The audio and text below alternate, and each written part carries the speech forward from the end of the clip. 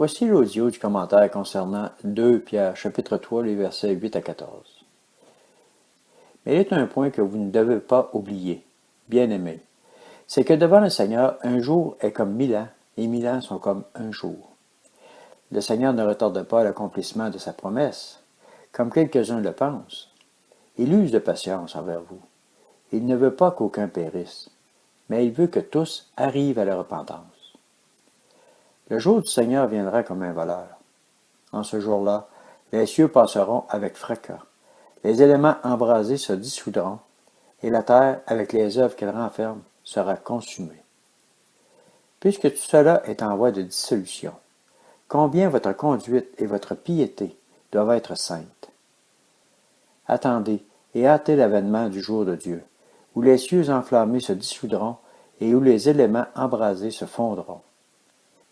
Mais nous attendons, selon sa promesse, de nouveaux cieux et une nouvelle terre où la justice habitera. C'est pourquoi, bien-aimés, dans cette attente, efforcez-vous d'être trouvés par lui, sans tache et sans défaut, dans la paix. Commentaire. Le Seigneur nous a fait une promesse.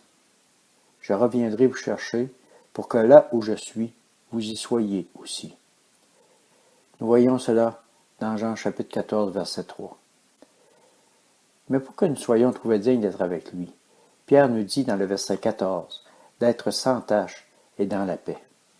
Verset 14. C'est pourquoi, bien-aimés, dans cette attente, efforcez-vous d'être trouvés par lui, sans tache et sans défaut, dans la paix. Le Seigneur revient bientôt. Nous voyons cela par tous les signes dans ce monde.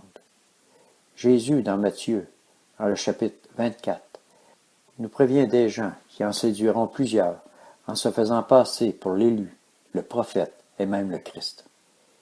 Des guerres, des tremblements de terre, des famines. Jésus nous dit que ce n'est que le commencement des douleurs, que l'iniquité grandirait au point que plusieurs lâcheront prise et que leur amour se refroidirait.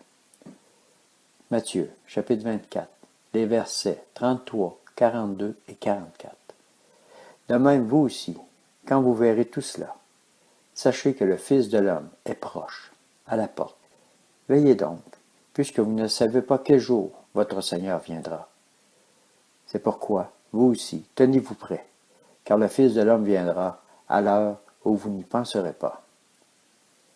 Voilà, nous sommes bien avertis de ne pas se relâcher, mais de vivre d'amour et de garder sa paix en nous, sachant que notre Roi revient nous chercher.